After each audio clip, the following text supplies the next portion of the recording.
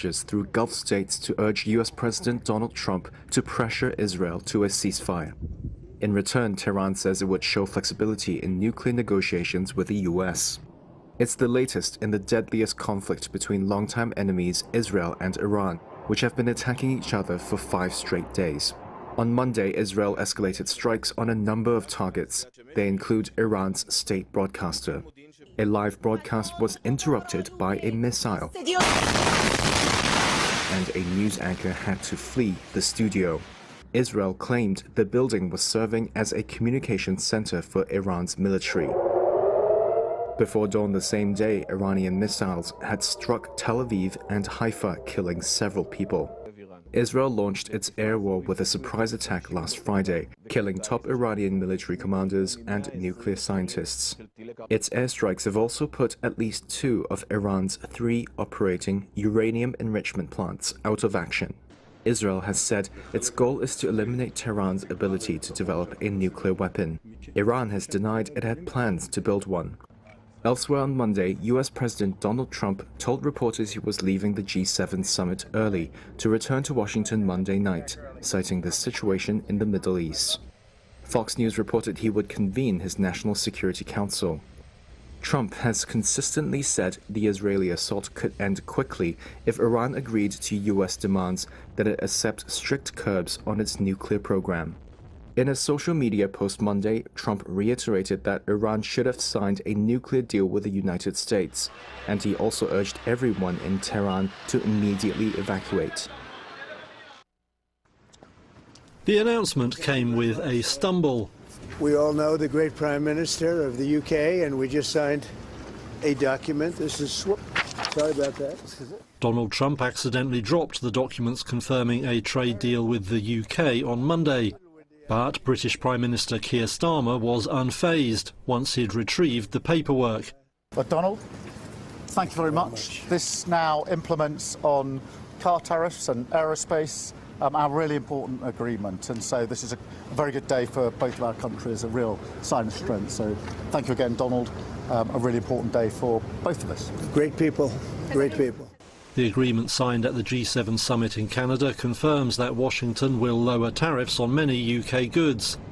That includes a 10% levy on cars, compared with the 25% imposed on other nations. The deal also completely eliminates duties on aerospace products made in the UK. In return, London will lower tariffs on US goods, including beef and ethanol. But steel appears to remain a sticking point. Washington will set a quota for tariff-free imports of the metal from the UK, while other countries face 50% tariffs. But the size of the quota remains unclear, and a White House order says it all hangs on Britain demonstrating security over supply chains and production facilities. Even so, the agreement confirms the UK as the first country to strike a trade deal with Trump, and the US president says that's partly down to personal chemistry. We're very long-time partners and allies and friends, and we've become friends in a short period of time. He's slightly more liberal than I am, to put it mildly. We stand slightly on the left. But for some reason we get along. We make it work. Other countries aren't doing so well. Monday also saw Japanese Prime Minister Shigeru Ishiba fail to achieve a breakthrough with Trump. The pair spoke for 30 minutes on the sidelines of the G7 meeting.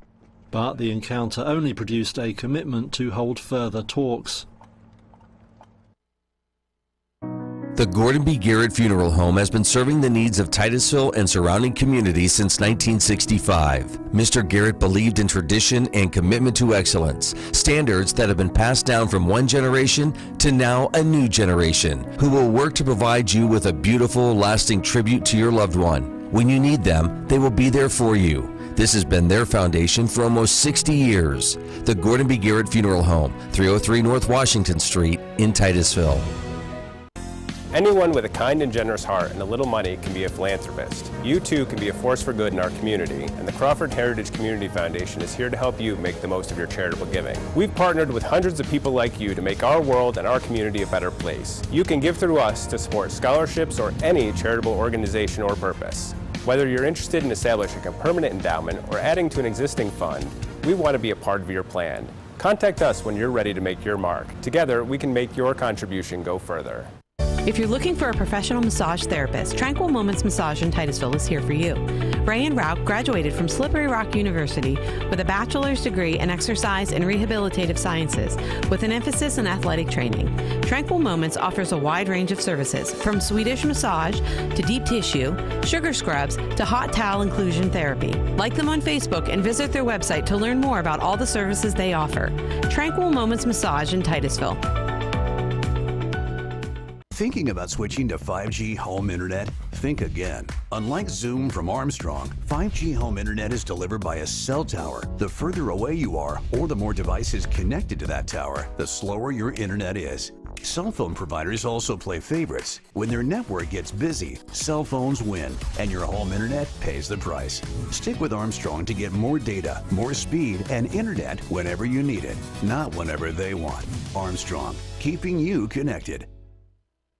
J. Gill Plumbing and Heating takes pride in being the premier heating and air conditioning service provider in the area. With over 30 years of experience, our highly skilled and certified technicians will work closely with you to address your heating and air conditioning repair, installation, or maintenance needs. Our team is dedicated to making your home the ultimate place of comfort. Call today to get a free estimate. We also offer financing options and membership opportunities that provide peace of mind and cost savings. Call J. Gill Plumbing and Heating today or visit them online 24/7 at jgillplumbingheating.com. Sheer Design is Titusville's exclusive Paul Mitchell focused salon. This full-service salon specializes in coloring, cuts, nails, and tanning. Owner Angela Saxon has over 20 years experience as a Paul Mitchell professional. She and her licensed staff offer all cuts and styles for men and women of all ages. Call 814-827-0010 or stop in at 116 South Kerr Street in Titusville. Hi, I'm Jasmine Levin, and I proudly own and operate Puppy Levin. Puppy Levin is a pet care salon dedicated to caring for your furry companions. We provide certified dog grooming services along with boarding and doggy daycare. Our facility is family-owned and operated and promise personalized care for every pet that comes through our doors. If you're worried about your furry friend being lonely when you're gone, we also have on-site personnel 24/7 just for their comfort. Follow us on Facebook and call or text us at 814-758-9259 to make an appointment today. Share the fun of train travel and relive our country's oil history as you ride the OC&T through the valley that changed the world. Learn about the past while traveling on vintage cars. See a variety of wildlife with stops at Drakewell Park, Petroleum Center, and Oil Creek State Park. Arrive early and see the vast collection of train and railroad memorabilia at Perry Street Station. After the ride, enjoy a night's stay at the Caboose Motel. For seasonal specials or for more information, visit octrr.org or call 814-676-1733.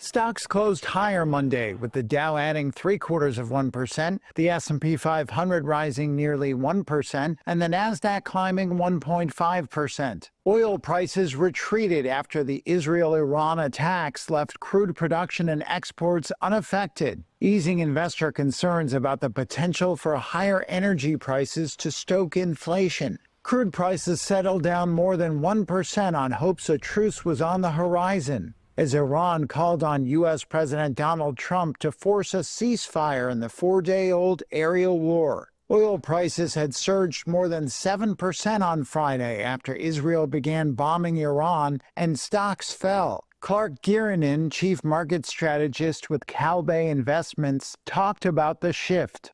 It's pretty incredible seeing this rebound after the turmoil that we saw at the end of the week. Our focal point has shifted so much this year, from tariffs to the big, beautiful bill, now to really focusing in on the geopolitical risk. So obviously we saw the market react negatively on Friday after seeing the bombing of Israel and Iran. But there were talks over the weekend, and so hopefully we're thinking that we will be able to get past this in a positive light. So it was nice to see the markets rebound today. Investors are also awaiting the U.S. Federal Reserve's monetary policy decision on Wednesday, when policymakers are widely expected to keep interest rates unchanged. Stocks on the move included U.S. Steel, which jumped 5% to a 14-year high after Trump approved Nippon Steel's $14.9 billion bid for the company. And Roku surged more than 10% after announcing an advertising deal with Amazon.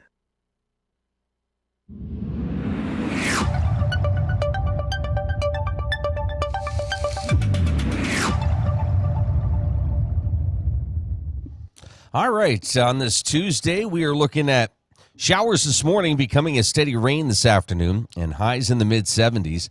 Showers early tonight, cloudy overnight with lows in the upper 60s. Wednesday, morning showers, a high of 80. Thursday, showers, low 70s. Friday, mostly sunny with a high of 80. Saturday, partly cloudy, mid-80s for a high. How about this on Sunday? Sunny and 90. Yeah. Meadville this morning, checking in at 65 degrees. Cambridge Springs, Edinburgh at 65. Titusville, 64. Franklin this morning, 64. Oil City, 64 degrees here at 7:13. This is the Morning Drill. You're watching it on Stream TV and on the Armstrong Neighborhood Channel.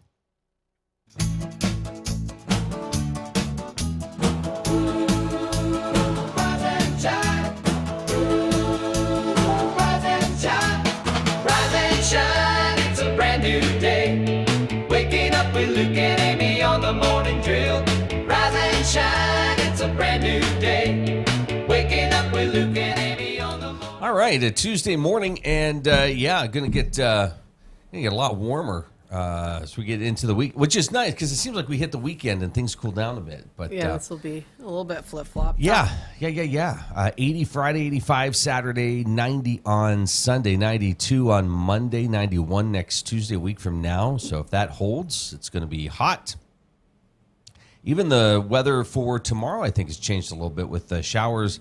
Tomorrow, no, I guess it's going to be cloudy with showers, but they were saying maybe some scattered thunderstorms yesterday for tomorrow. I only bring that up because the Titusville Chamber has their golf outing. There's a lot of other golf outings coming up over the next several days and weeks, so hopefully the weather cooperates and everybody can get out and have some fun. Really looking forward to it. I know we talked a lot about it yesterday. Speaking of golf, I thought this was interesting. We mentioned J.J. Spaun, your U.S. Open winner at Oakmont over the weekend. Mm-hmm. This is great. You know, as crazy as, I mean, the course is hard. You have the weather that played a role this weekend, right? Just craziness all around. Then there's this. This came out yesterday. J.J. Spaun said he started Sunday going to CVS at 3 a.m. because his daughter was throwing up. Oh, my. Took care of her and still ended up winning the U.S. Open on Father's Day. Aww. How about that? Aww. So maybe the most dad thing that happened on Sunday. I thought that was a nice little story there. That's awesome. So J.J. Spaun. See, normal person, right? Human.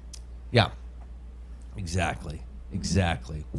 I had this article saved last night. We were kind of relaxing, and I was kind of going through. And here, maybe I found it. Okay, I did. I went and saved this article, and then it disappeared on me this morning.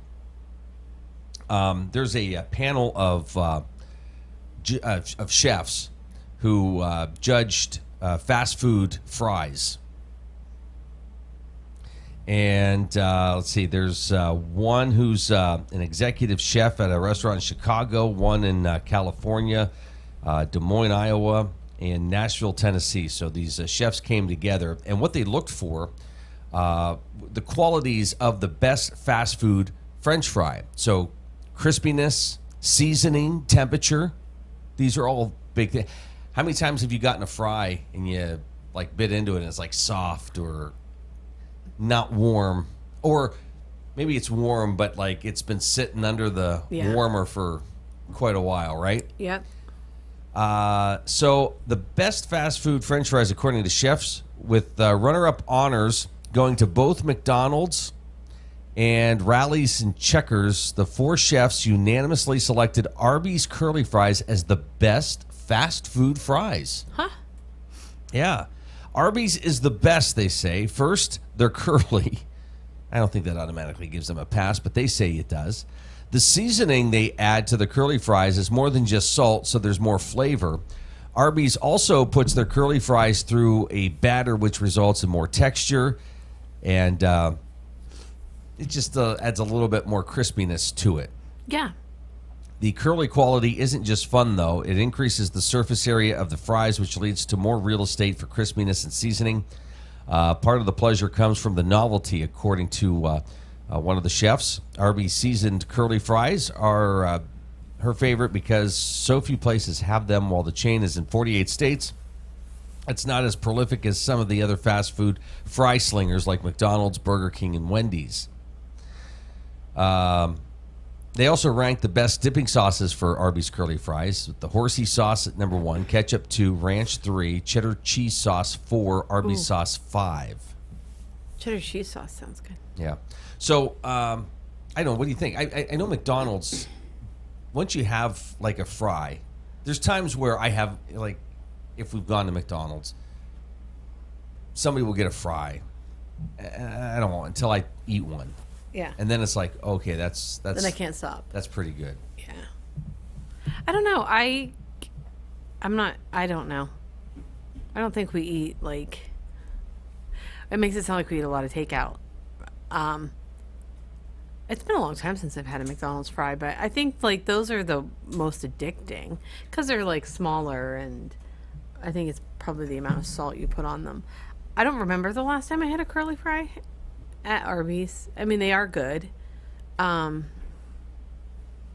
and I'm not like, if we are in a certain area, there is a certain, like if you ask like our children where you want to go, it's Chick-fil-A. They want the chicken. See, I like the waffle fries. You do, and I don't, because it's a lot for me. Like I would rather have a different kind of fry. I'm not a waffle fry person. Oh, I love waffle fries. Yeah, I know. I know. So, I don't know. I like the smallness of McDonald's fries, I guess. See, I like the waffle fries if they're done well. Yeah. 'Cause, like, we were at a place we were at Hunter's last week. Mm-hmm. I give a shout out to them. There you go.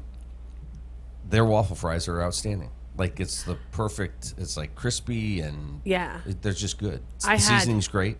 Fresh cut fries. Those were perfect. Those were incredibly good. And I like it. They had a new sandwich on the menu, and it was like chicken Caesar sandwich or something. Holy cow, that was really good. It was amazing. So, yeah. All right. I don't think I would put Arby's in that one spot. I wouldn't. But they wouldn't be necessarily last because I do like their curly fries. And it feels like you get a little bit more because they're curly and stringy and long and all that. But, yeah, I don't know. Congratulations to Arby's. According to these 4 chefs judging the fast food fry competition there. Yeah, you say it feels like you get a lot. It's a lot of wasted space. Well, yeah. In that, Well, feel and reality. what you actually get are two different things. There's this other headline I saw yesterday. How long would it take for humans to go extinct if we stopped having babies? Not you and I, we stopped, but for just humanity, if they just stopped. Yeah. Very few people live beyond a century, so if no one had babies anymore, there would probably be no humans left on Earth within 100 years. But first, the population would shrink as older folks died and no one was being born. Even if all births were to suddenly cease, the decline would start slowly. Eventually, there would be not enough young people coming of age to do essential work, causing societies throughout the world to quickly fall apart. Some of these breakdowns would be in humanity's ability to produce food, provide health care, and do everything else we all rely on. Food would become scarce, even though there'd be fewer people to feed. So this is kind of interesting when I think all of our lives, we heard sort of there's too many people on the planet and what are we doing about food and all this? Well, the opposite can happen. If you don't have enough people and you're not having people farm and take care of the older people, then it starts to decline. Yeah. So an abrupt halt in births is highly unlikely unless there's a global catastrophe. But just sort of an interesting article because you think, oh, yeah, how long, because population rates like Japan, we saw a story maybe a month or two ago. I think 60 Minutes had it talking about Japan's struggle to find workers for things and people not having babies, and it's really been drastic. Yeah. But it's been a slow build into that, and that's what they're saying. So, yeah, kind of an interesting story there. All right, we're going to get into birthdays and what we're celebrating. Today is the 17th day of June, so another month that's flying by here.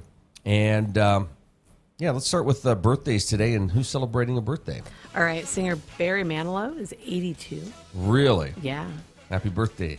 Actor Thomas Hayden Church is 64. Well, I just watched something that he was in. Actor Greg Kinnear is 62. Actor Will Forte is 55. Forte, sorry. Saturday Night Live. MacGruber. Tennis pro Venus Williams is 45. Very talented. Actress Jodie Whittaker is 43. And I think that's all. All right. That's all I got. Happy birthday to them. Happy birthday to you if today happens to be your birthday from all of us here today. So what are we celebrating? It is Bunker Hill Day. Gerald Day. For some reason, when you said Bunker Hill Day, I was like the Benny Hill theme kind of. That's funny because that's what I thought of too when I read it. Global Garbage Man Day, Iceland Independence Day, National Apple Strudel Day, National Dump the Pump Day, Apple Strudel, National Eat Your Vegetables Day. Nope. National Mascot Day, National Stewart's Root Beer Day, National Nursing Assistance Day, World Day to combat desertification and drought, National Week of Making, and that's all. Okay. So find something there. Okay. I'm kind of hung up on the apple strudel thing. Yeah, that sounds good, doesn't it? Is that you made some, didn't you? Yeah. You want some? Right now? Yes. No. Tonight. Not tonight. Okay. It's very easy. Okay. Well, it was really good. It was turnovers, not strudel. Oh, that's what it was. That's Apple turnovers. Yeah. Yeah. That's easy. Apple turnover. That sounds good. Okay. I guess I'm hungry this morning. And no, yogurt is not going to fix that. I was just checking to make sure you didn't put yogurt. I didn't put it there. Let's see some baseball scores from last night. Phillies over the Marlins 5-2. Rockies beat the Nationals 6-4. Angels over the Yankees 1-0. Rays beat the Orioles 7-1. Red Sox beat the Mariners 2-0. A's over the Astros 3-1, and the Dodgers over the Padres 6-3. Games tonight. include the Marlins and Phillies at 6:10, 6:40. The Tigers hosting the Pirates. Nationals and Rockies at 6:45. At 7:05, it's the Yankees and Angels. Blue Jays have the Diamondbacks. Reds and Twins tonight. Mets on the road taking on the Braves in Atlanta. Tampa Bay hosting the Orioles. White Sox host the Cardinals tonight. Cubs and Brewers in Chicago at 8:05. Rangers and Royals in Texas. Seattle will host Boston. San Francisco to host the Guardians. A's and Astros tonight at 10:05. Dodgers and Padres at 10:10 this evening. Hockey tonight on TNT and True TV plus Max if you're streaming. Florida Panthers in the Edmonton Oilers. Panthers lead that series 3-2. Looking to repeat. And then you had last night the Thunder beating the Pacers 120-109, with the Thunder leading that series now 3-2.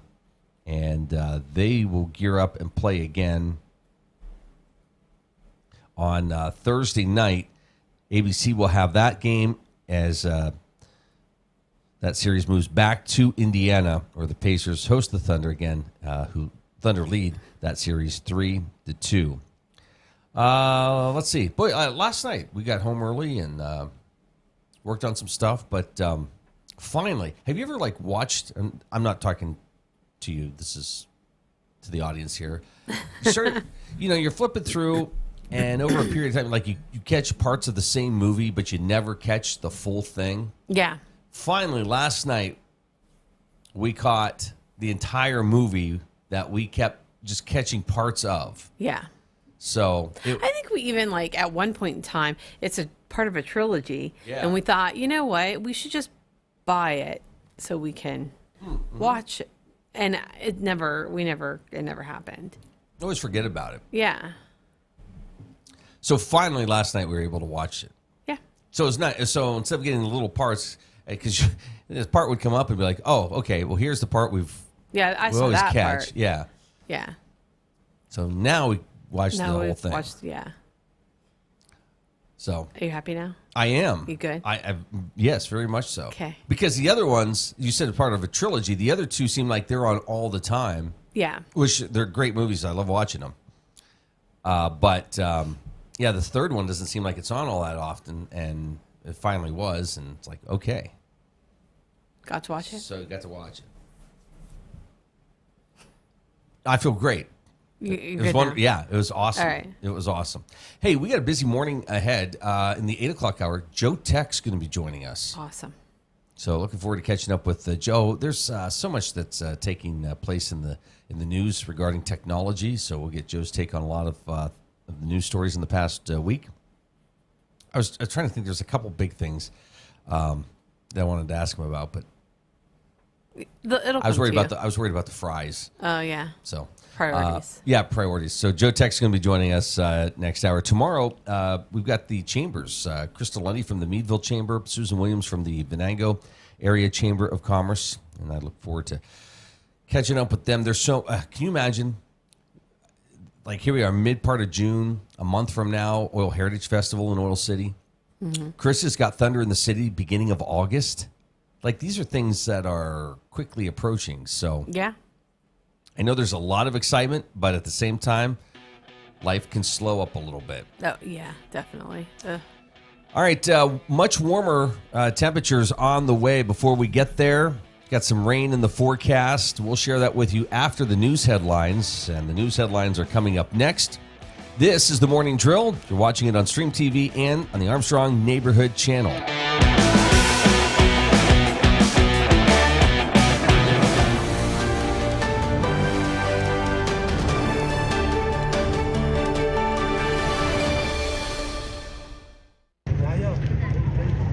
Sources say Iran has sent messages through Gulf states to urge U.S. President Donald Trump to pressure Israel to a ceasefire.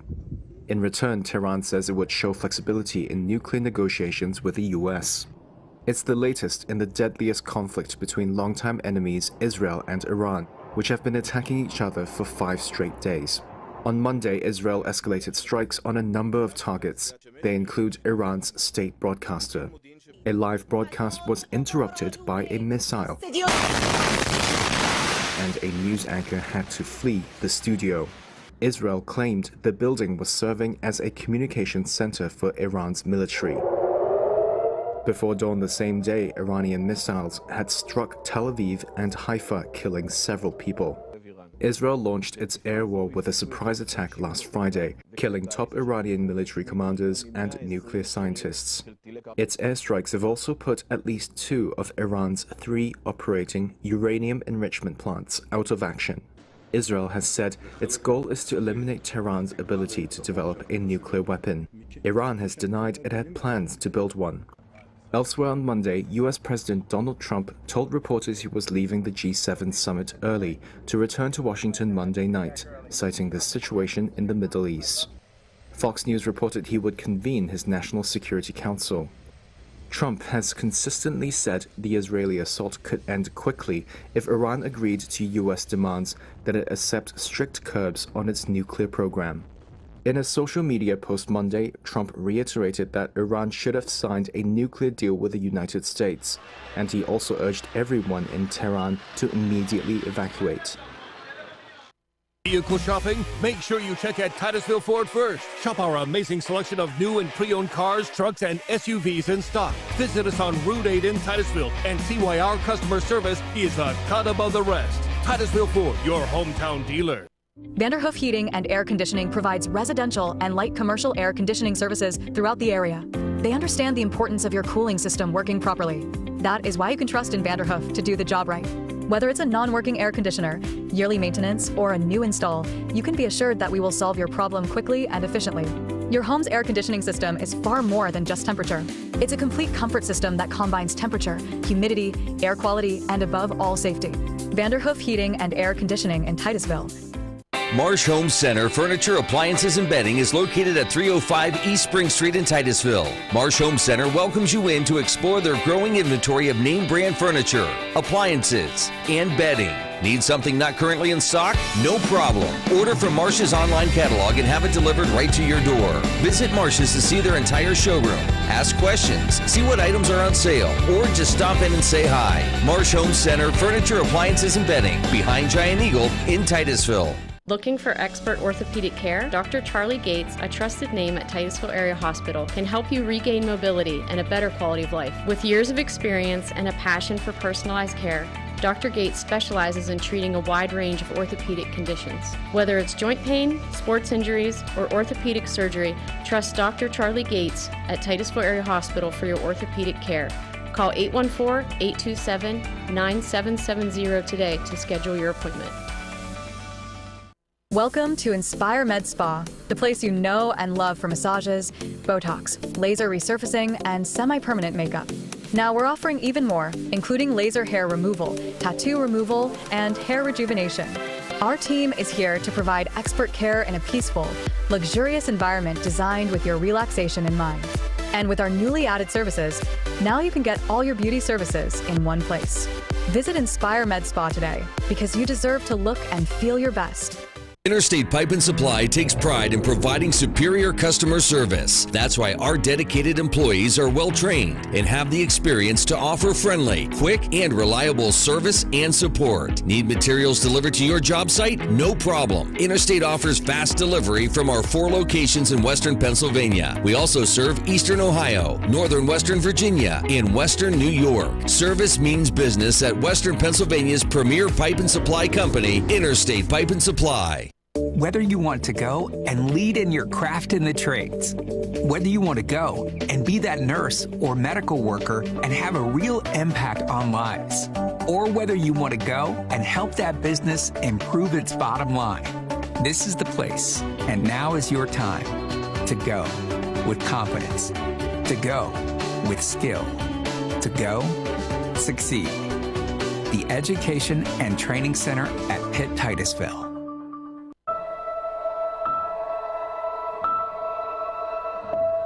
I know sometimes we get into it and it's just hard on both of us, but I understand me more, and I'll try to do the same. But you have excuses because you're old. So it's okay. Listening is a form of love. Find ways to support your kids at sounditouttogether.org. Kick off your summer by saving big at Community Chevrolet's Summer Kickoff Sales Event. We wanted to call it the Dog Days of Summer Sale, but that made Clark too excited. They told me I had to go outside if I started barking. Save more than 10 grand off MSRP on a new Silverado, like the electrifying 2025 Chevy Silverado EV. Or hit the beach in the all-new Chevy Malibu RS and save nearly 4 grand. The Dog Days of the Summer Kickoff Sales Event. This month at Community Chevy.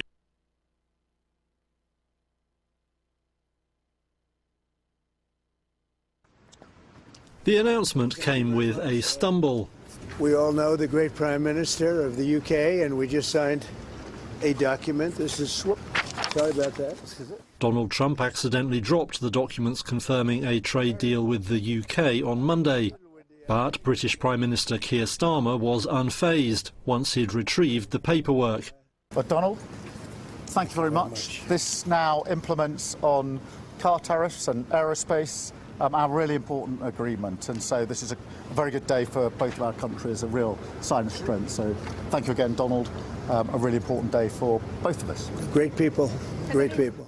The agreement signed at the G7 summit in Canada confirms that Washington will lower tariffs on many UK goods. That includes a 10% levy on cars, compared with the 25% imposed on other nations. The deal also completely eliminates duties on aerospace products made in the UK. In return, London will lower tariffs on US goods, including beef and ethanol. But steel appears to remain a sticking point. Washington will set a quota for tariff-free imports of the metal from the UK, while other countries face 50% tariffs. But the size of the quota remains unclear. And a White House order says it all hangs on Britain demonstrating security over supply chains and production facilities. Even so, the agreement confirms the UK as the first country to strike a trade deal with Trump. And the US president says that's partly down to personal chemistry. We're very long-time partners and allies and friends, and we become friends in a short period of time. He's slightly more liberal than I am, to put it mildly. We stand slightly on the left. But for some reason we get along. We make it work. Other countries aren't doing so well. Monday also saw Japanese Prime Minister Shigeru Ishiba fail to achieve a breakthrough with Trump. The pair spoke for 30 minutes on the sidelines of the G7 meeting. But the encounter only produced a commitment to hold further talks.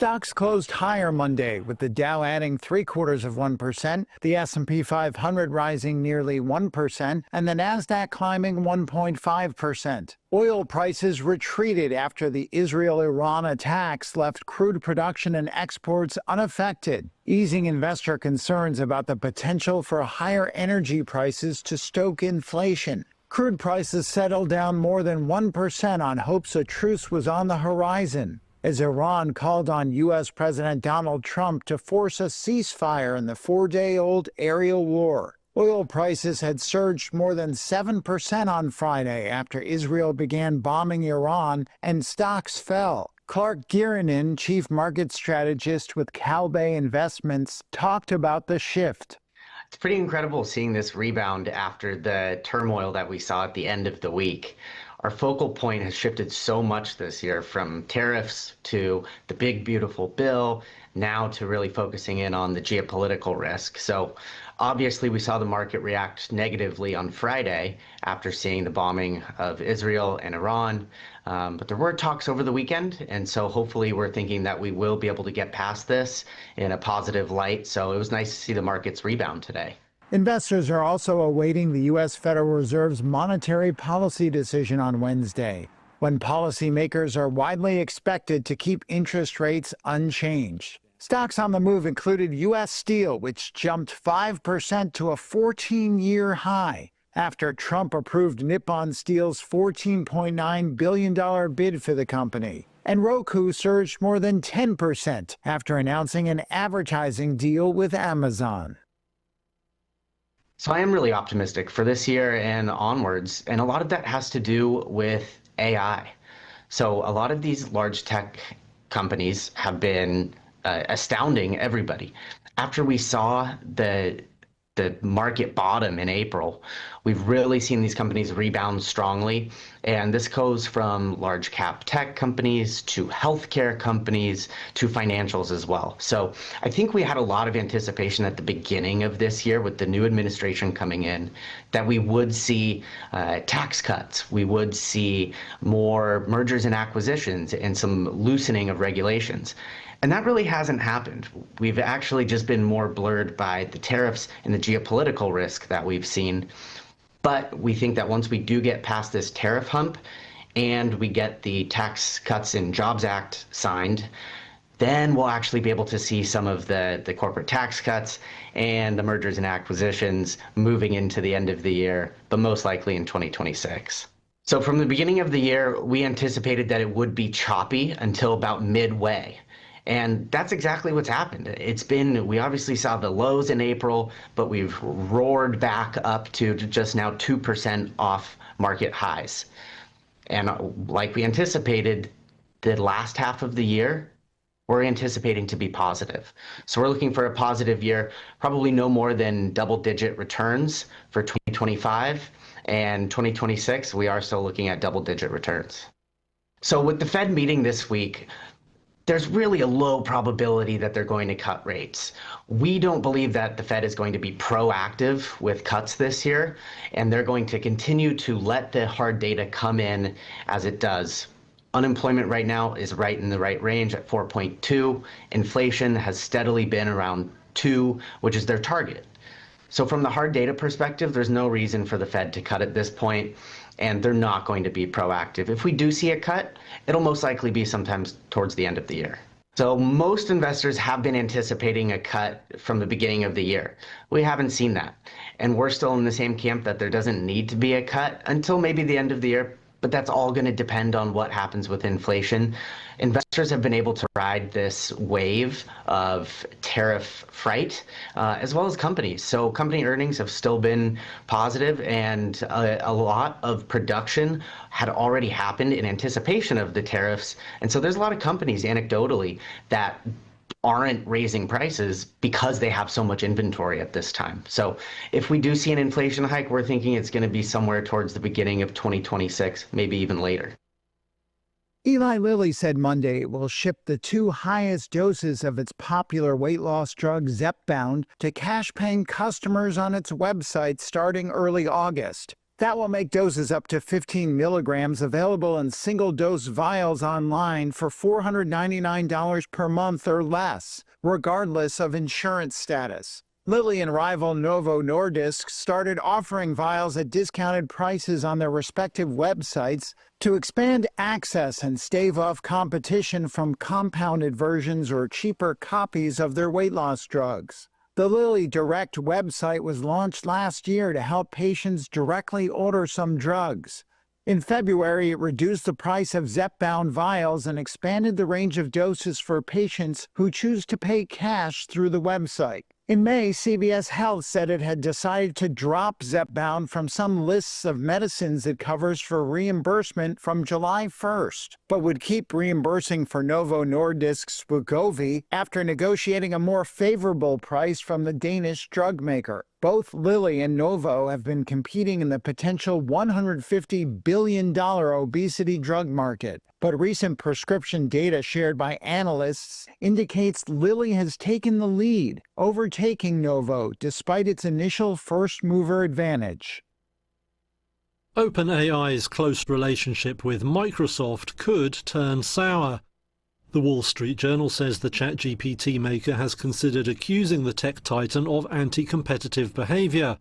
It says the move could involve seeking a federal review of the ties between the two and a public campaign over the matter. OpenAI needs Microsoft's blessing to complete its transition to a public benefit corporation, but months of talks between the pair have failed to produce agreement. Among the sticking points is said to be the future stake that Microsoft would hold. Tech publication The Information says OpenAI wants the Windows maker to get a 33% share in a restructured unit, in exchange for foregoing rights to future profits. It reportedly also wants to modify clauses that give Microsoft exclusive rights to host OpenAI models in its cloud. The Information says neither issue has yet been settled. Microsoft invested an initial $1 billion in OpenAI back in 2019, but the chatbot maker has since been looking for ways to reduce its reliance on the tech heavyweight. Earlier this month, Reuters reported that Sam Altman's firm plans to start using cloud services from Alphabet to boost its computing power. Renault is beginning the search for a new boss. That's after current chief executive Luca De Meo agreed to make a surprise move to Gucci owner Kering. He's due to be gone by mid-July. The news sparked a tumble for Renault shares on Monday, with De Meo credited for turning round the firm's fortunes. Now analysts say possible successors include Stellantis executive Maxime Picat, who lost out in a bid to land the top job there. Renault insider Denis Levotte is considered another strong contender, having run the firm's thriving budget brand Dacia. Whoever takes over, they'll have to hit the ground running. Though Renault survived under De Meo's leadership, it's smaller than many rivals. And it faces the same challenge as its European peers from the rise of Chinese brands. Meanwhile, De Meo will face no shortage of challenges in his new job. Kering has been battling mounting debts and flagging sales at its star brand Gucci. Its shares are down around 75% over the past 4 years. And one investor said its swoop for De Meo, known as a turnaround expert, could mean the problems go deeper than outsiders know. Industry players told Reuters the betting is that he'll first push for cost cuts, including store closures and redundancies. One source said De Meo's learning curve would be, quote, super steep, given his lack of experience in the luxury sector.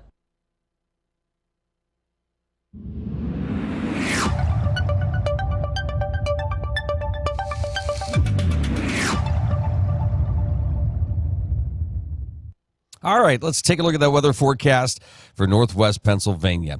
Rain and a high of 75 today. Showers early tonight, cloudy overnight with lows in the upper 60s. Wednesday morning rain showers and a high of 80. Thursday showers, low 70s.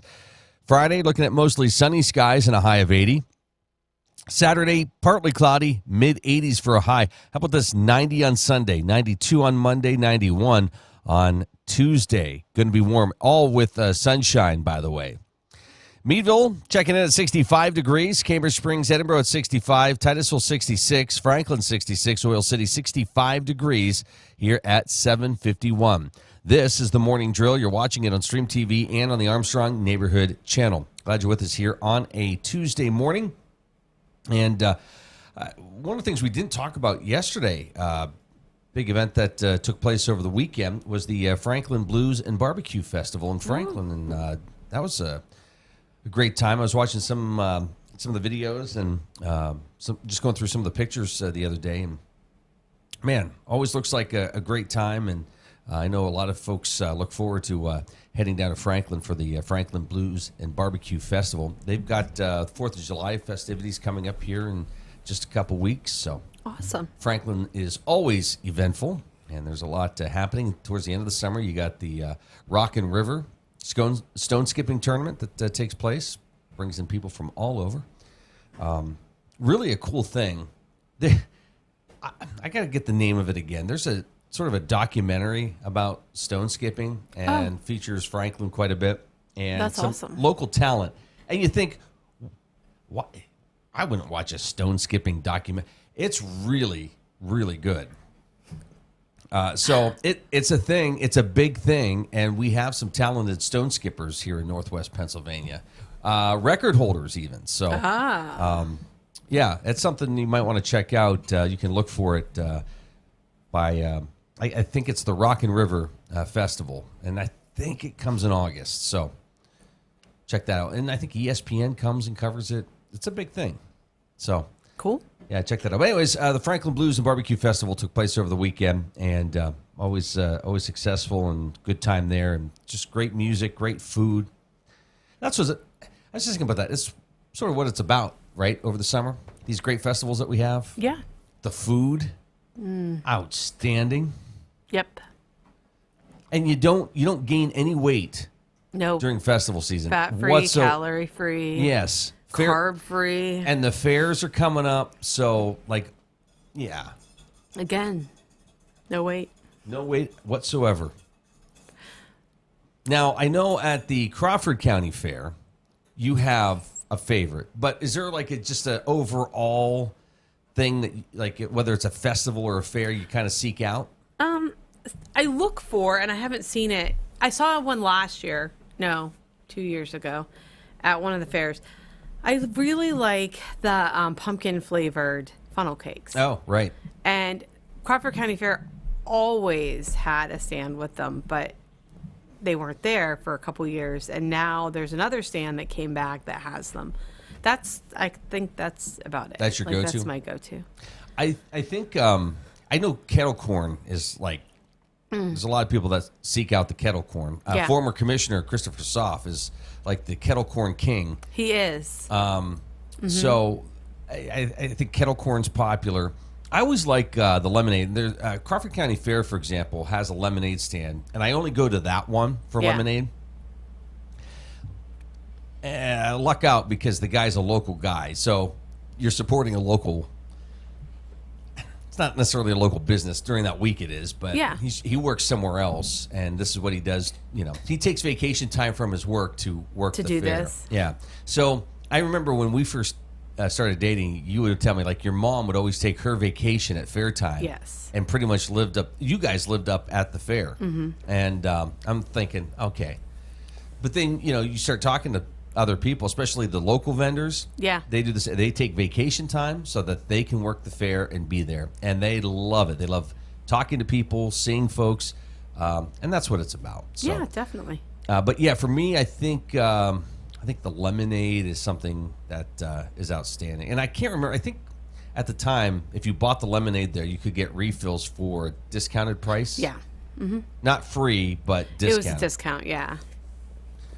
And it was always shocking seeing how much sugar they were putting.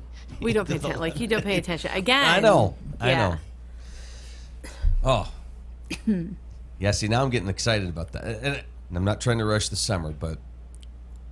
Well, it's funny because our children have worked for Curly's Barbecue for the past few years up there. And I know they're working it again, but I saw a post the other day that they're hiring for the fair already. So yeah, it's here. And you got the Venango County Fair, Crawford County Fair, Warren County Fair will be coming up.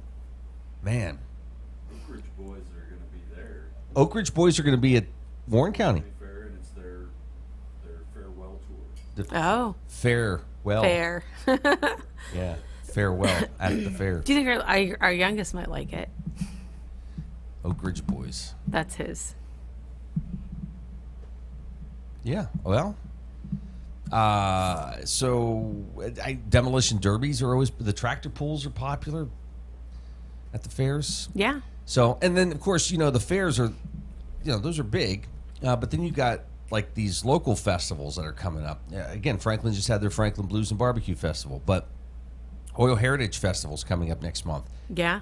In Oil City. Titusville has Oil Festival, Cranberry Festival in September. So, a lot of big events coming. Thunder in the City in Meadville comes up beginning of August, which again brings in a lot of people. So there's a lot of excitement. There's so much to do from now through. Yeah, we won't talk about what happens. Well, and it's great, and I'm glad the weather's finally becoming more summer-like here with 90-degree temperatures on the way. Sunday, Monday, Tuesday. If you're looking to get out.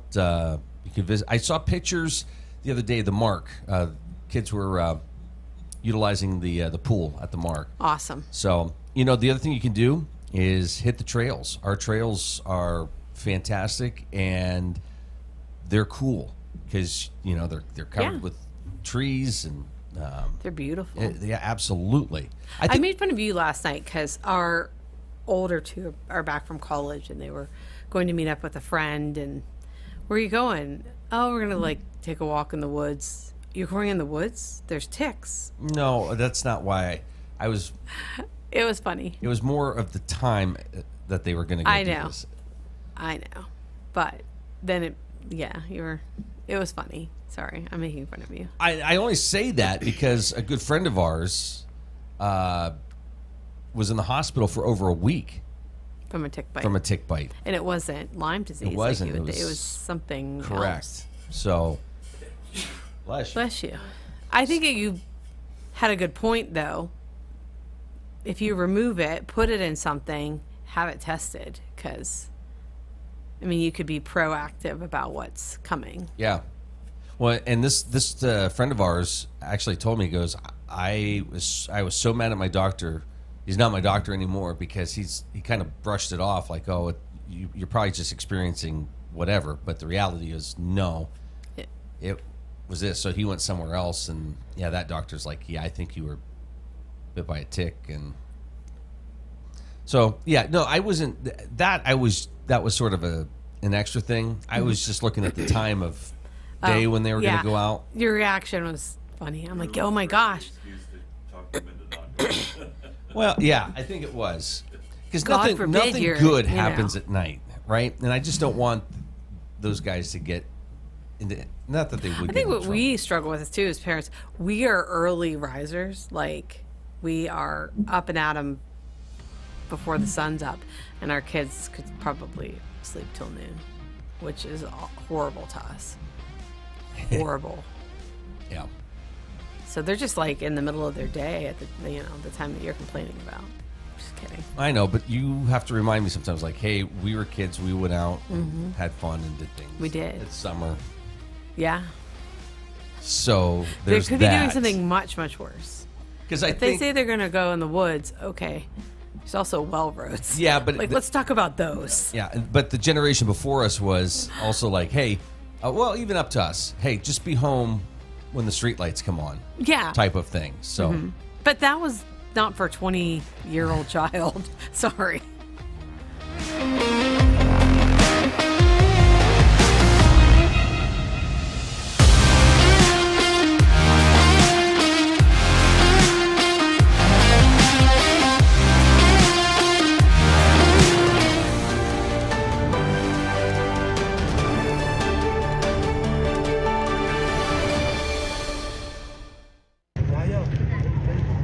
Sources say Iran has sent messages through Gulf states to urge U.S. President Donald Trump to pressure Israel to a ceasefire. In return, Tehran says it would show flexibility in nuclear negotiations with the US. It's the latest in the deadliest conflict between longtime enemies Israel and Iran, which have been attacking each other for 5 straight days. On Monday, Israel escalated strikes on a number of targets. They include Iran's state broadcaster. A live broadcast was interrupted by a missile, and a news anchor had to flee the studio. Israel claimed the building was serving as a communications center for Iran's military. Before dawn the same day, Iranian missiles had struck Tel Aviv and Haifa, killing several people. Israel launched its air war with a surprise attack last Friday, killing top Iranian military commanders and nuclear scientists. Its airstrikes have also put at least 2 of Iran's 3 operating uranium enrichment plants out of action. Israel has said its goal is to eliminate Tehran's ability to develop a nuclear weapon. Iran has denied it had plans to build one. Elsewhere on Monday, US President Donald Trump told reporters he was leaving the G7 summit early to return to Washington Monday night, citing the situation in the Middle East. Fox News reported he would convene his National Security Council. Trump has consistently said the Israeli assault could end quickly if Iran agreed to US demands that it accept strict curbs on its nuclear program. In a social media post Monday, Trump reiterated that Iran should have signed a nuclear deal with the United States, and he also urged everyone in Tehran to immediately evacuate. Thinking about switching to 5G home internet? Think again. Unlike Zoom from Armstrong, 5G home internet is delivered by a cell tower. The further away you are, or the more devices connected to that tower, the slower your internet is. Cell phone providers also play favorites. When their network gets busy, cell phones win, and your home internet pays the price. Stick with Armstrong to get more data, more speed, and internet whenever you need it, not whenever they want. Armstrong, keeping you connected. Are you tired of juggling multiple pill bottles? Titusville Express Pharmacy has your solution, now offering compliance packaging. Your medication sorted and sealed by dose, making it easier than ever to stay on track. In a hurry? Take advantage of our convenient drive-through service. We also offer free local delivery for those that qualify. Titusville Express Pharmacy, where convenience meets care. Visit us today at 401 West Spring Street in Titusville. Simplify your medication routine with Titusville Express Pharmacy. Poppy's Equipment and Storage Rental in Pleasantville is committed to providing our customers with exceptional service while offering quality rental equipment. Poppy's is now an authorized steel dealer with everything you need to have for sawing and cutting or mowing to digging. And of course, Poppy's has tents, tables, chairs, heaters, generators, barbecues, and more for your next wedding or get-together. Need firewood or propane? No problem. Whether you're in construction or a weekend warrior, reach out to Poppy's about your next project. Poppy's Place on the Tenesta Road in Pleasantville. Community Connect Federal Credit Union, serving Crawford, Venango, Forest, and Warren counties.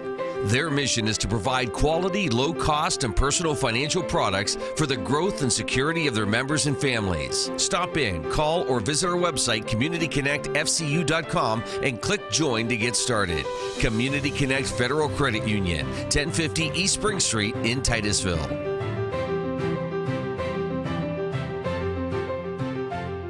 For a unique shopping experience with great gift ideas, decor, and so much more, come check out what Titusville Market Square's nearly 100 vendors have to offer. Featuring unique items from local agribusiness, craftsmen, and vendors. We also offer products from 4 regional dairies, including a full line of Titusville dairy products. We carry a complete line of Amish wedding products, local honey, and maple syrup, as well as nostalgic Dog and Suds root beer and Fiestada pizzas. Don't forget to pick up fresh Clark's Donuts, delivered daily. Titusville Market Square, the new name in one-stop shopping. Who can solve this equation? Ooh! Me. Anyone else? Fine. Jake from State Farm. Again. Right. It's the personal price plan theorem. If you bundle your home and auto, that can equal an affordable price just for you. Bundling. Just another way to save with the personal price plan. Like a good neighbor, State Farm is there. Fat Chad's Brewing is Titusville's premier dining destination, offering fine dining served with a cold beverage and great conversations. Try our new menu items, the T-bone steak, homemade meatloaf dinner, or soft shell crab tacos. Our pasta entries and sandwiches are just as popular. Try the new lobster ravioli, shrimp and scallop pasta, or our popular Asiago chicken. Don't forget about our famous burgers or fish sandwich, all served with fresh cut fries. Come in Saturday nights for Wild Game Saturdays. For good food and good times, it's Fat Chad's Brewing in Titusville. For over 11 years, Triple M Roofing has been providing Amish quality craftsmanship and work ethic that you can rely on. Pole barns, decks, porches, siding, and almost all roofing needs, Triple M Roofing will get the job done on time without sacrificing quality or the promise to deliver within your budget. Call today for a free estimate, 814-964-0472. Waiting is what you'll do with the other guys. Getting it done is what we do. Amish owned and operated, we're Triple M Roofing.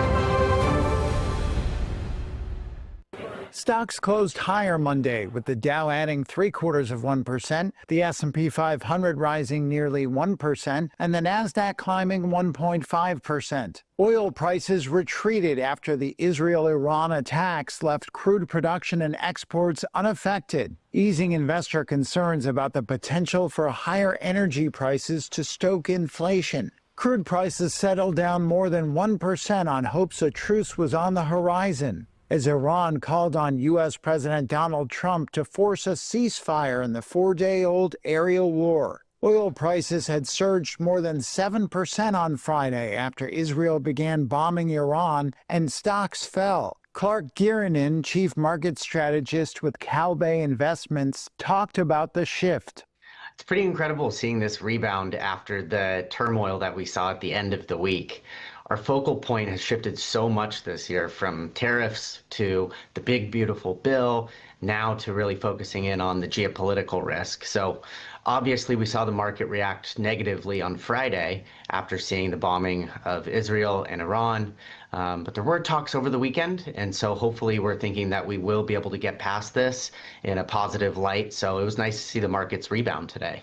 Investors are also awaiting the U.S. Federal Reserve's monetary policy decision on Wednesday, when policymakers are widely expected to keep interest rates unchanged. Stocks on the move included U.S. Steel, which jumped 5% to a 14-year high after Trump approved Nippon Steel's $14.9 billion bid for the company. And Roku surged more than 10% after announcing an advertising deal with Amazon.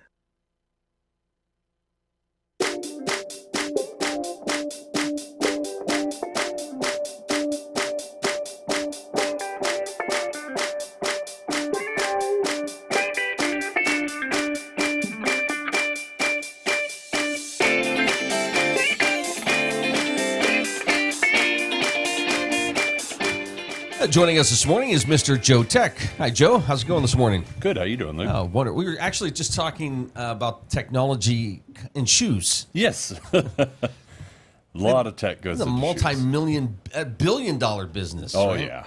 Absolutely. Yep. Looking for that ultimate support.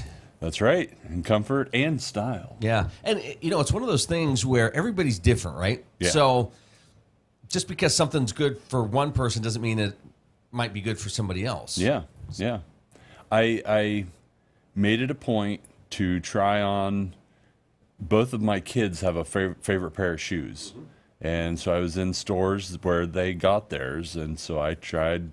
My youngest has these pair of New Balance, which he gets made fun of, like, why are you wearing old man shoes?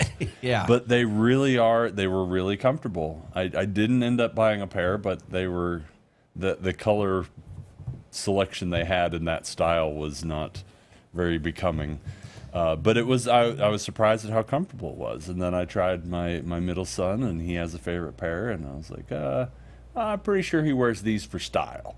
He does not wear these to work because they are not super comfortable. But when I was in high school, I wore K-Swiss.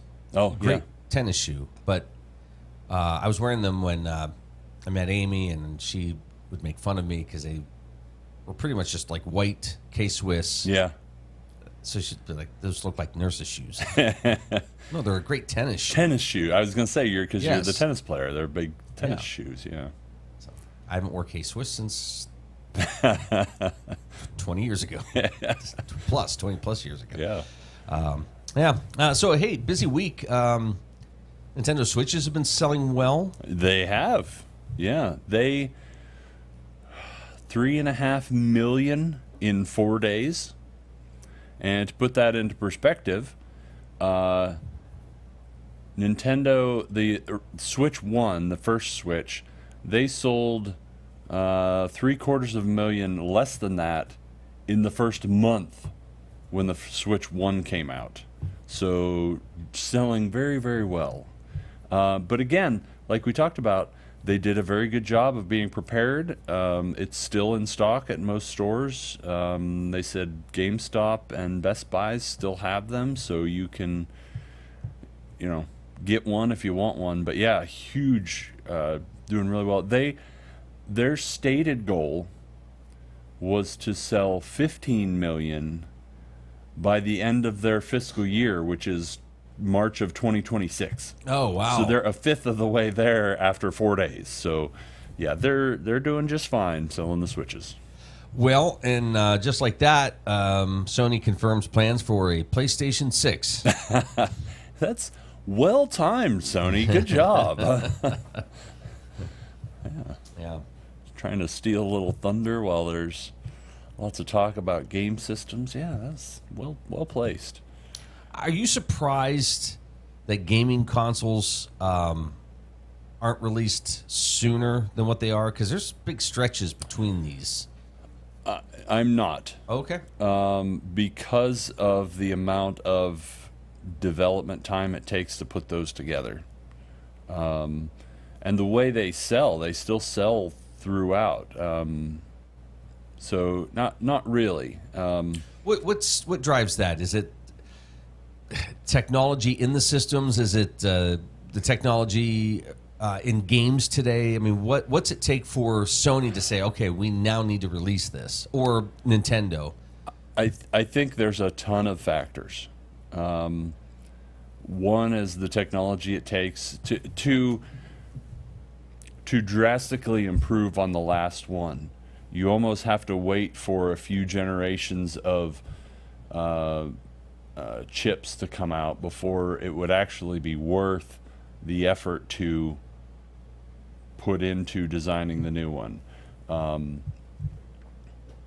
there's a happy medium of waiting long enough, but waiting too long. They're always looking at their competitors to see when there's going to be something that comes out from them. The where gaming is at. There was a lot of talk of this last generation being it for new consoles, and that that would be it, because people didn't see how they could get better. But chips are going to get better. There's going to be updates. So it's not surprising to me that there's going to be that Sony announced a new PlayStation. But there's a ton of factors that go into it. And part of it too is the development of games, right? The technology used. Yes. Unless something spectacular happens, and I don't mean to take away from, like, games today look incredible. Oh, yes. What goes into them, but there isn't anything that's causing those companies to have to say, "Hey, you need to increase brain power to run it," necessarily, right? There was with the last generation. So there was a thing called ray tracing that really smoothed out games and made them look, significantly better. And that took a lot of processing power. So they needed this current generation of game consoles. The previous generation couldn't do that. So there were developments in the games themselves that necessitated those system upgrades. So I guess that's what I'm saying is, right now in the gaming world, there's not that thing that's pushing. Not yet, no. Right. Okay. And now, if that we've got VR gaming, if they can make a compelling argument, and maybe they can, that is a more substantial piece of the pie, maybe they could integrate that a little better. Now Sony does have their PlayStation VR, which is pretty impressive, but there's not a big demand for that. Now if you could get like your first person shooter to work really well on that, and make that really compelling, that could be a use case, but that again would take a lot more computing power to make that happen, and make that happen well. So it's hard to see really into the future where that's going to go. But and you look at things like HoloLens. They had a really interesting, HoloLens was augmented reality. So you'd put these glasses on and you could still see the room, but things would come out in front of it, and they could move around the things in the room, and you could play games doing that. Huh. And some of those demos that Microsoft showed were really, really quite compelling, and it would be really interesting. But again, I don't know that the processing power is there for that yet, and is there enough demand there? Is it compelling enough for them to put the resources into figuring that out? I don't know why, but the last, week or so, I've been watching a lot more video. They seem to be, I think once you watch a video, then those similar videos keep popping up. Yeah, so I've watched a couple, but they're the ones where kids or adults put on the virtual reality goggles, and they're falling off chairs or running into stuff. And it's hilarious. They put it on the grandma, and it's where they're falling off a building, and the next thing you know, they fall on the ground. Screaming, throwing it off, smacking their siblings. And there's some funny ones. There are some funny ones. Yes, just give yourself a wide berth. Absolutely. And there are people that they either have a game room or a separate section of a game room that they kind of hollow out so that they can play those kind of things, and they can have room to move around a little bit and not run into stuff. You almost need a padded room. Yeah. It's been a week now since Apple unveiled their new features. I haven't heard a drop about anybody excited about it. Not that I've gone looking for it. I've heard a couple, and I said it, and again, maybe it's because I see things that agree with me, but I did see a headline of an article where they were impressed with the iPad and it changes, and they're like, hey, they made an iPad that's basically a computer, a laptop computer. The way the windows operate, and the way you can tile it and everything. They're like, they did a really nice job with that. They probably should have done it a couple of years ago, but they finally said, okay, we're just going to do it right, and they're really impressed with the iPad. And I've also heard some folks talk about the iPhone, and they're like, yeah, we're going to just hold off a little bit before we make our final judgment. They're like, kind of a mixed bag. There's some things that they see that are very nice, but there's some concerns still, so they're just going to hold off. And overall, they like it, but they want to hold off judgment until they've used it a little more, which is kind of wise, but it's not what people want. They want instant reaction. Yeah, well, the other part I was thinking of too, like sometimes I get excited about the software release because what it does is it can make an older phone seem new. Mm-hmm. So that's cool. But in this case, I'm the opposite, where I almost want to see the device that it's going to be on before, I get too excited. Here's another one. I was thinking this morning, like I was putting my watch on. I'm like, I've had my watch for 2 years now. So I think it's paid off. and I don't know, maybe a year ago, I was in a store, maybe not quite that long ago, and I was asking about the next version of it. Yeah. He's like, you should just hold off. Oh, yeah? He goes, yeah, there's really not, like the new one at the time was, it's not bad, but there's nothing. It's a new chip. It's basically the same functionality that you're going to get. There's nothing compelling to. Yep. Yeah. But then I'm like, well, probably September they'll announce. I would expect so. Yeah. So, just hold off and see what they. Yeah. See what they announce. Yeah. If not, at least this one that I passed up will probably be cheaper. It will be cheaper. Yeah. So absolutely. Yeah. So I think I told you last week I'd probably wait. Yeah. For the upgrade, I will probably download it. Yeah. But I'm also at this point kind of now excited, maybe more excited to see what the devices are going to look like or how they're going to change. Yeah. If at all. If at all. And I, now that you're saying that, I can't remember if we're due for a significant upgrade or if it's more like the S. I think it's a big update, isn't it? That's what I thought. Yeah. So maybe it will be a little bit more compelling to pick up the new device. Yeah. You're watching the Morning Drill on Stream TV and on the Armstrong Neighborhood Channel. Joe Tech with us here this morning. I'm sure you got some things. I have one question Go for ahead. you. Yeah. Trump or his companies are launching a new phone? I saw that, yes. I saw a render, but I don't know if it was an actual thing or not. Of course, it's gold.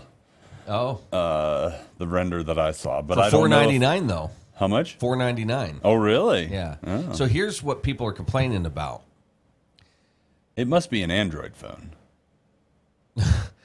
Well, the complaint is it really fair for the president to be, and it's probably his people, but he's probably going to promote it. Yeah. When he's talking tariffs and making Apple change their production countries they're working with, and there's a case there. Yes. I completely agree with you. And I'm sure there's it's not me, I'm just promoting it. Yeah, but when you're done with the presidency, then you're going to go focus on that, and you're going to have promoted it, and I don't know. Yeah, it feels a little wrong.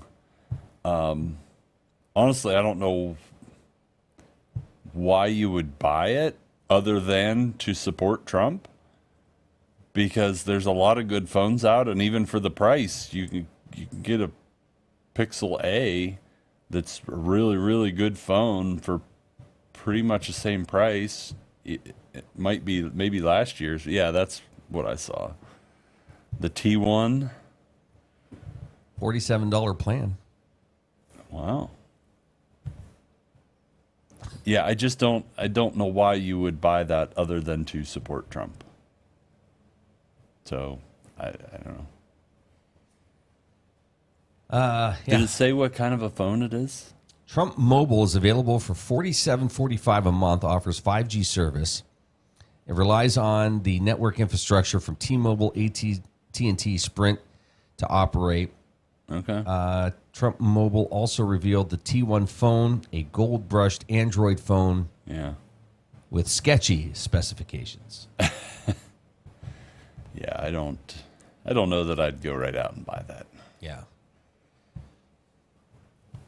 I will say this. I think it's probably as dumb as having a No King rally. We'll put both sides on blast here. There's perfectly okay with that. Better things to do on a Saturday. Yes. People, go live your lives. Yeah.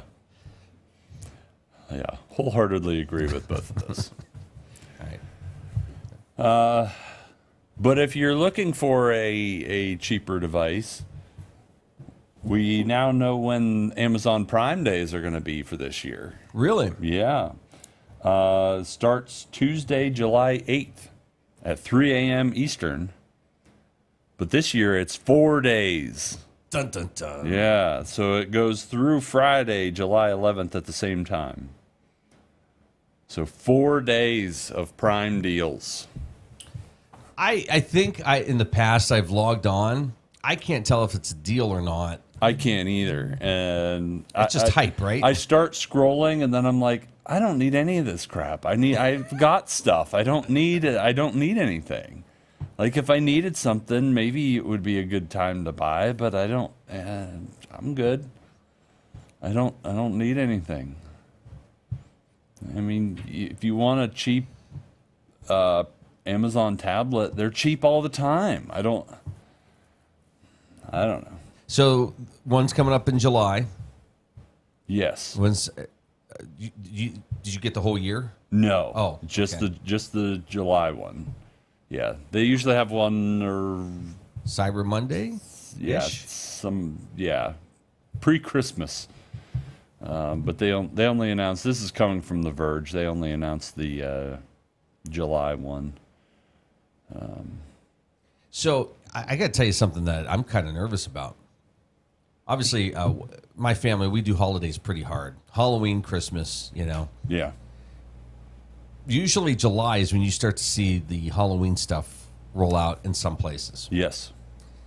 So my wife and I on Friday had a chance to venture out, and we stopped at one of those locations just to see, because sometimes you get a whiff of it like now. But usually by the 4th of July, you start seeing some of the shelves.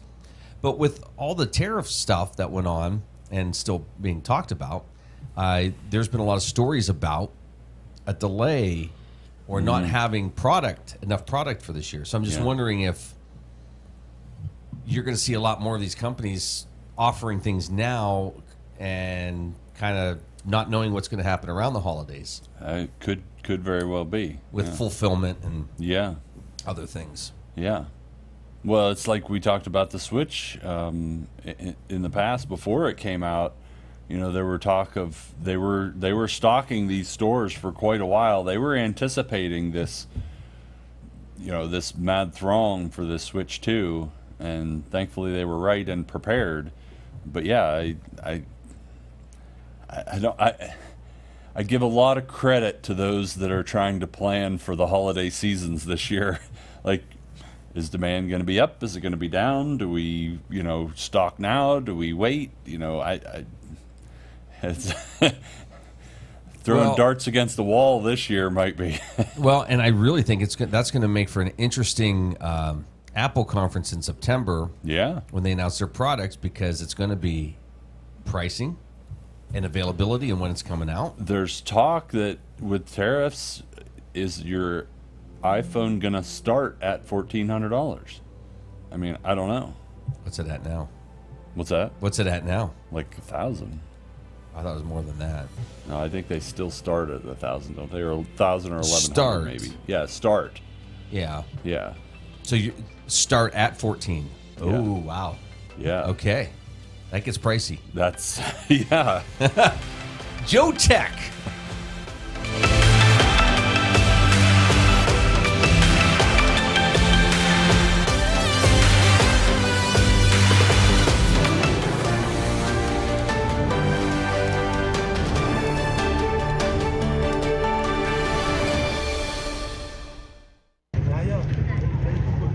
Sources say Iran has sent messages through Gulf states to urge U.S. President Donald Trump to pressure Israel to a ceasefire. In return, Tehran says it would show flexibility in nuclear negotiations with the U.S. It's the latest in the deadliest conflict between longtime enemies Israel and Iran, which have been attacking each other for 5 straight days. On Monday, Israel escalated strikes on a number of targets. They include Iran's state broadcaster. A live broadcast was interrupted by a missile,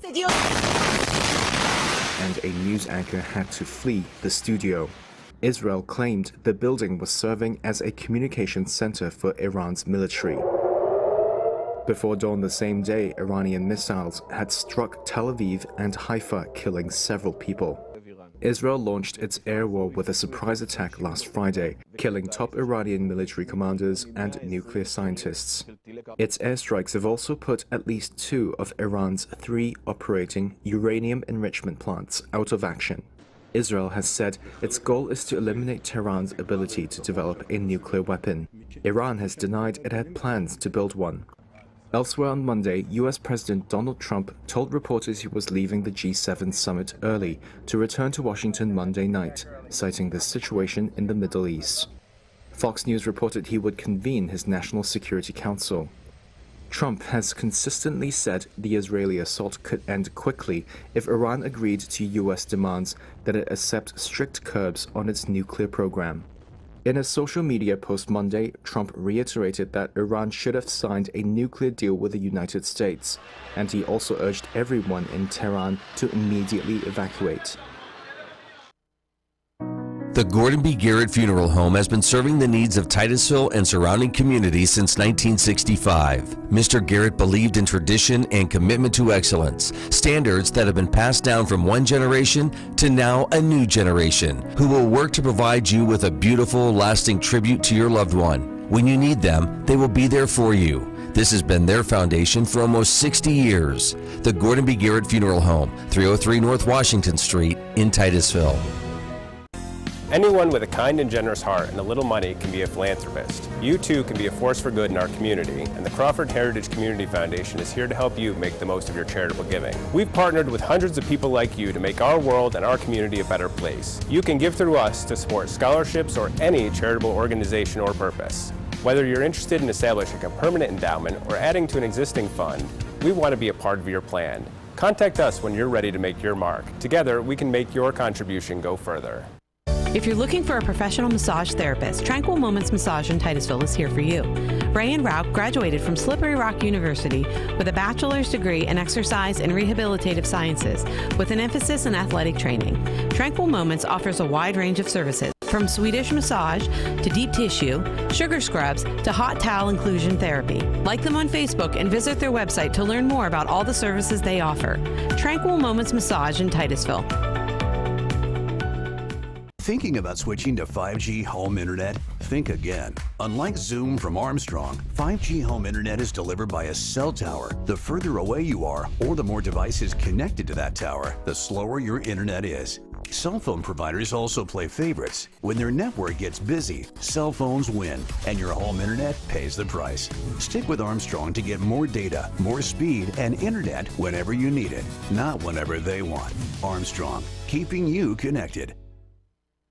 J. Gill Plumbing and Heating takes pride in being the premier heating and air conditioning service provider in the area. With over 30 years of experience, our highly skilled and certified technicians will work closely with you to address your heating and air conditioning repair, installation, or maintenance needs. Our team is dedicated to making your home the ultimate place of comfort. Call today to get a free estimate. We also offer financing options and membership opportunities that provide peace of mind and cost savings. Call J. Gill Plumbing and Heating today or visit them online 24/7 at jgillplumbingheating.com. Sheer Design is Titusville's exclusive Paul Mitchell-focused salon. This full-service salon specializes in coloring, cuts, nails, and tanning. Owner Angela Saxon has over 20 years' experience as a Paul Mitchell professional. She and her licensed staff offer all cuts and styles for men and women of all ages. Call 814-827-0010 or stop in at 116 South Kerr Street in Titusville. Hi, Hi, I'm Jasmine Levin, and I proudly own and operate Puppy Levin. Puppy Levin is a pet care salon dedicated to caring for your furry companions. We provide certified dog grooming services along with boarding and doggy daycare. Our facility is family-owned and operated and promise personalized care for every pet that comes through our doors. If you're worried about your furry friend being lonely when you're gone, we also have on-site personnel 24/7 just for their comfort. Follow us on Facebook and call or text us at 814-758-9259 to make an appointment today. Share the fun of train travel and relive our country's oil history as you ride the OC&T through the valley that changed the world. Learn about the past while traveling on vintage cars. See a variety of wildlife with stops at Drakewell Park, Petroleum Center, and Oil Creek State Park. Arrive early and see the vast collection of train and railroad memorabilia at Perry Street Station. After the ride, enjoy a night's stay at the Caboose Motel. For seasonal specials or for more information, visit octrr.org or call 814-676-1733.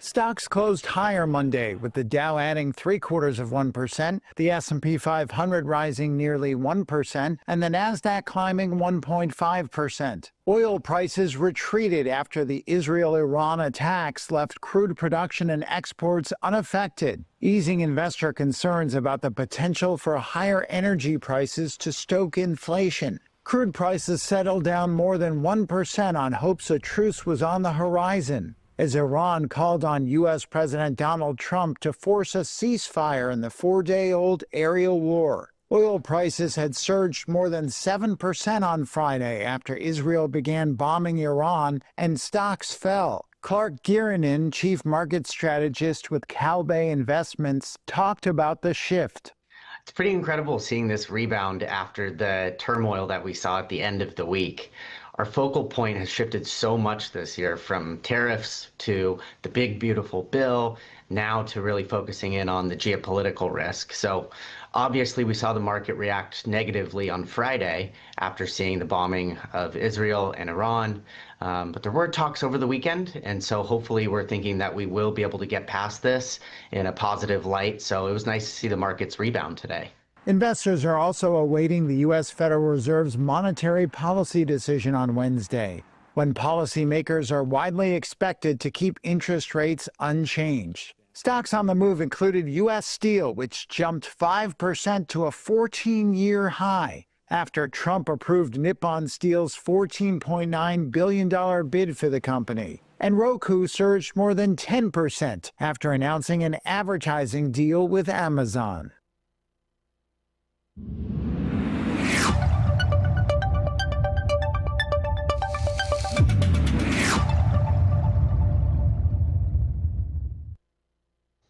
Quick look at your weather forecast here this morning. Rain and a high of 75 today. Showers early, cloudy overnight with lows in the upper 60s. Wednesday, showers in the morning, then partly cloudy skies in the afternoon and a high of 80. Thursday, showers, 71. Then Friday hits, and we start to warm up quite a bit. Friday, mostly sunny, a high of 80. Saturday, partly cloudy, mid-80s, finally getting nice on the weekend. Sunday, sunshine in 90. 92 on Monday with sunshine. And Tuesday, 91 with mostly sunny skies as we kind of look ahead there in that forecast. Meadville this morning checking in at 68 degrees. Cambridge Springs, Edinburgh at 68. Titusville 65. Franklin 67. Oil City 67 degrees here at 841. This is the Morning Drill. You're watching it on Stream TV and on the Armstrong Neighborhood Channel.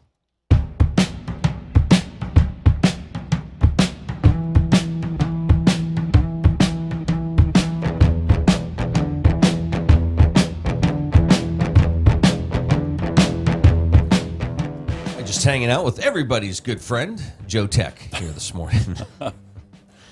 Yeah.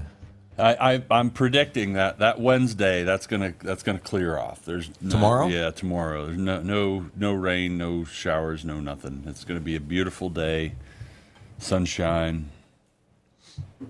I'll go with that. Yeah, I'll go with that. Don't hold me to it. But one of my favorite days of the entire year. Yep. Joe and I get to go golfing tomorrow. Yep. Looking forward to it. For a good cause. Supports a local chamber and yeah, get to have some fun. And one of our foursome is retiring, so it'll be his last time golfing with us. No. Yeah. Yep. He's finally retiring. Not because of us. Well, hey, I can't say that for certain, but I don't think it was because of us. How long have we been golfing in this thing? It's been a few years. It's been a few years.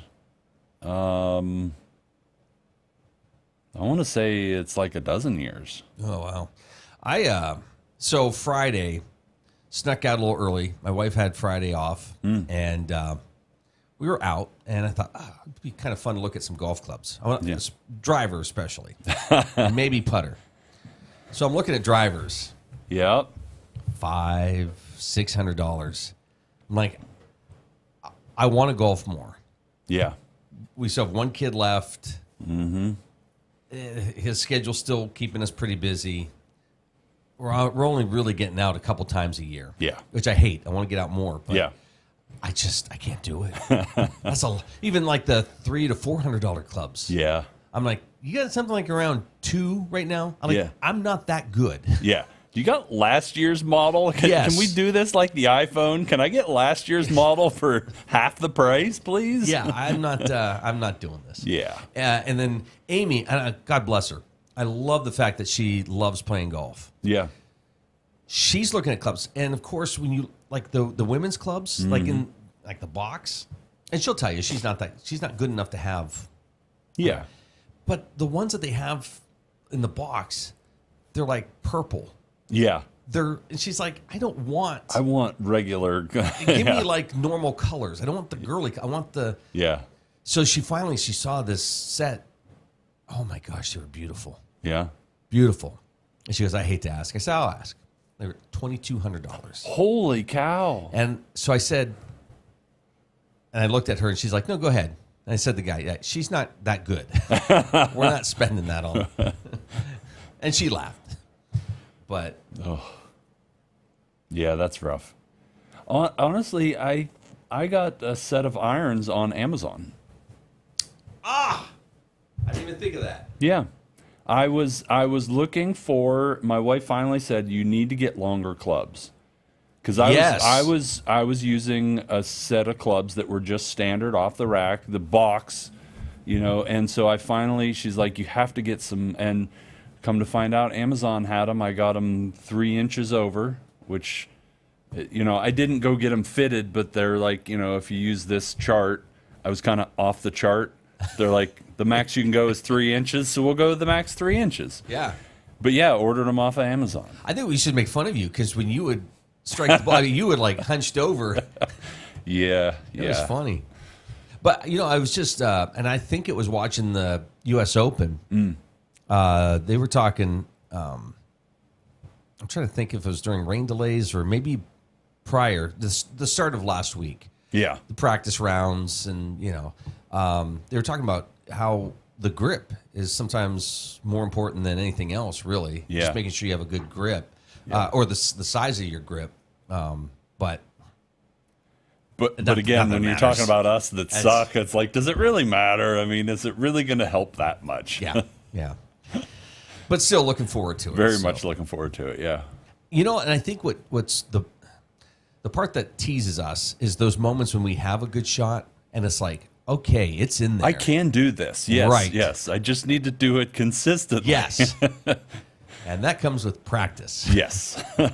And I'm like you. It's like I'm out twice a year, and those couple of shots, like, oh, hey, maybe I can hit my driver now.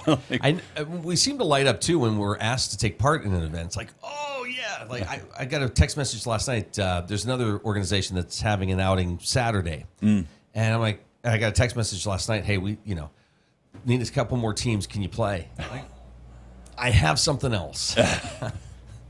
I really would like to. It would be great. Yeah. Yep. I'm going to go sit at a baseball game or 4. Yeah. Not that I don't love that, because I do like watching well, baseball, and that's just it. Like, those times are... Amy and I were talking last night. She goes, we were watching something where there was like a baby or whatever. She's like, do you miss those times? I said, yeah, there's times Absolutely. when I miss... I mean, not that, but when they were little and things were exciting to the kids. And it was fun, exploring and doing things. And I love the stage now. Yes. But I do miss aspects of it. Well, and it's very cliche, but it does go by so fast. Like there's so much that I've just so busy in the moment that you forget about, and then Google shows me memories from the past, and it brings up an old video of my middle son when he was probably 4 singing a song and dancing. I was like, oh my goodness, yeah. And then you look at the date, as you said, and you go, man, that was like 10 years ago. Yeah. What happened? Yeah. Where'd it go? Yeah. I don't know, man. Yep, I don't either.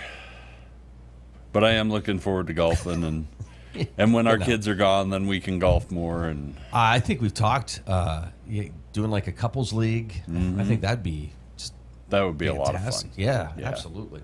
Yep. So at least some nice weather on the way, some warm temperatures. So Joe, we kind of teasing about, and then we're always looking ahead, which technology kind of forces you to do that, but there's so many things that sort of pop up between now and then. And I just wonder, do you think some of these companies are caught off guard with some of this stuff? Like, hey, we have we're working on a product. It's going to be released in fall for the holidays, but now all of a sudden there's this new AI thing that has developed. We better figure out how to get it. That gives us some time to get it figured out for the product, or are we behind? So these tech companies have a lot of money, and so they're doing a lot when it comes to research and development. So I don't know that they necessarily are caught completely off guard. If anything, it's more of and they're tuned into all the different startups. One of the things that I had on my list was Meta is a little bit behind in the AI. They had their Llama model. It wasn't as good. It's a little bit dated. They're buying a company or buying into a company. Let me see if I can pull it up here real quick. $15 billion they're putting in to own 49% of a company. I'm not going to find it quickly, so it doesn't matter. But they're tied into all these different startups, and they know who's doing what, and you know, a lot of it comes from the education sector. So you know, that's why they're out in Stanford, is because that's where a lot of the, you know, the tech programs are. So they've heard about this kid or that guy that's starting up this thing, and so I don't think they're surprised by it. They might be surprised by timing.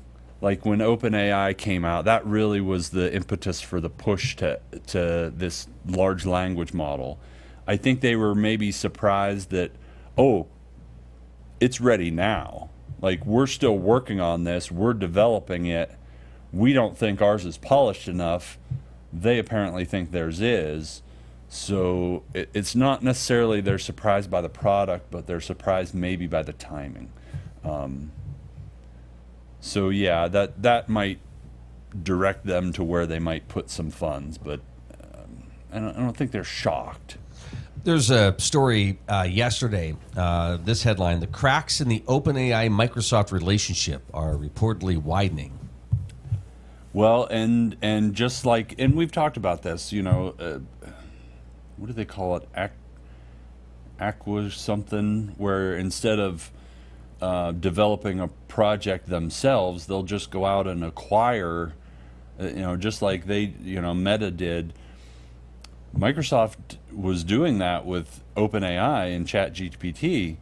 Now they're adjusting. They actually went out and purchased, again, part of, but enough of an interest that they can have the technology, a separate company that's working on AI. So yeah, I see that as, and I don't know why. I don't know if that's personality wise, because they're, you know, Sam Altman apparently, he seems pretty mild-mannered on, you know, in public, but he might be behind the scenes a little bit prickly to deal with, is what I'm gathering, because, you know, he's had issues with, you know, Elon Musk too. Elon Musk was an early proponent of ChatGPT, of OpenAI, and he was an investor.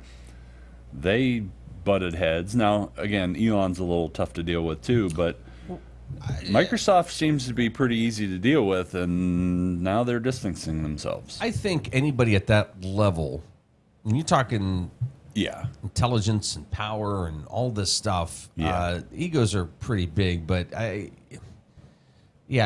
got to be tough. Yeah, I mean, absolutely. Steve Jobs, I mean... Oh, yeah. Very prickly. Yeah. It's almost like a Roethlisberger thing, like drafting a quarterback, and, you know, why are we doing that? We need this. Yeah. So, you know, he and Mason might not have the best relationship, but I don't know. You're watching The Morning Drill on Stream TV and on the Armstrong Neighborhood Channel, here with Joe Tech this morning. Well, that's interesting. And does that open the door for somebody else to have a relationship with Sam Altman? Well, or are they too much embedded to separate? No, I think they're pretty much separated at this point. Okay. But we talked about last week that they brought in Johnny Ive, so maybe they think that they can do it themselves. You know, that's what it looks like to me, is maybe they're just like, why do we need to partner up with them? We'll be the main, because it seemed like, you know, Microsoft was the main guy. We're going to bring ChatGPT in, you'll be under our umbrella. Maybe Sam Altman's thinking, I can be the umbrella. I'll bring Johnny Ive in, have him build us a product that people can use, you know, build a device that people can use, and why do I need to be under somebody else? No. Do you think there's still, even with those types of divisions, there's still respect for a lot of these companies where it's like, okay, realistically, are we going to be in every office like Windows or Mac? Yeah. Or, you know, is Sam Altman thinking, okay, we can, you know, eventually launch our own, you know, platform of some sort? Or for the most part, I think they're pretty good at, we'll separate, but we're not going to be stupid. We're going to separate fairly amicably, and if there's an opportunity to reconnect, we will absolutely do that if it's beneficial for us, and we can make it beneficial for you too. So I don't think they're So everybody's staying in their lane. Everybody's staying in their lane and not being so prickly that we can't. No, this makes sense for us to partner on this, and it'll make us both a ton of money. So let's do it. Are you surprised? Kind of the landscape right now, where the big names are the big names, and I mean, I don't know if there's anything new popping up, but you know, Facebook's still doing their thing, X doing theirs. Which I heard somebody last week say, I might not like Musk, or I might not like to be on X, but it's still far better than those other things that have come out. Instagram's Instagram, TikTok's still TikToking away. Yeah. But like, there's a handful of basic things that we're still using, and that seems to be. And it's going to be very hard to dethrone them. And we've talked about this a little bit in the past. Like, if somebody comes up and is the new hot thing, they're going to get bought by one of the other ones. You know, it's pretty rare that, and TikTok's the rarity. And frankly, I'm surprised that. And if it weren't for the fact that they're Chinese, they probably would have been bought by one of the other big ones, or integrated into something else. You know, it's pretty rare to see somebody come up and make it big and stay on their own. Yeah, well, it's certainly interesting, and that's the thing, right? If somebody could predict what the next big thing was, yeah. We'd be making that thing, and we'd be rich. But instead, we just sit here and talk to each other. Well, we're working on it. That's what I love about just entrepreneurship and talking to entrepreneurs around here. Yeah. Because you think, we talk about with the university in town, with the tool and die shops around here, people that are going through these programs, and maybe they're working for somebody, and they see something where they go, oh, you know what, this could be a side thing. And then they go in their garage and they work on it, and slowly they build a business out of it. I've actually been thinking about that in the last few months. That's what I think is huge. And we have that kind of spirit around here that people aren't afraid to go start their own thing and become their own boss. And I wholeheartedly agree with you that, that's what can come out of this, like the local university, get these kids to know how to do this stuff, and then they can say, well, that's pretty easy. I could do that, and why am I working for this guy? I could make all the money and go and do it. Yeah. You know? And it really, you've done a great job with your kids, exposing them to things, like 3D printing, for example. I mean, just so that they can see and have their mind sort of open up to those opportunities, right? Yeah. So, I think that's what it's about. Maybe there's something that will click. Yeah. And it might be a profession. It might be an idea for a business. It might, who knows? But yeah. Yep. The other thing that's amazing to me, and I can't imagine having this when we were in school, with digital creators, it's just the generic term that everybody seems to be using. It seems to me like, and with college, sports and name, image, likeness, all that stuff, it seems like you could be a brand at a very young age today. Yes. That's pretty powerful. In a scary way. Yeah, well, that's what I was going to say. Powerful but scary at the same time, because they are just kids. My middle son had a logo and a brand when he was in middle school. Wow. And he finally it kind of petered out, but he was like, I could make T-shirts, I could do this, do that, and it's like, yeah, good. I'm glad you're thinking along those lines. But it was a little scary. It's like, you're in middle school, like. It's a little worrisome. Just a bit. Yeah. Joe, good to see you this morning. Good to see you too. All the best. We'll see you out on the course tomorrow. Yeah, absolutely. All right. Thanks.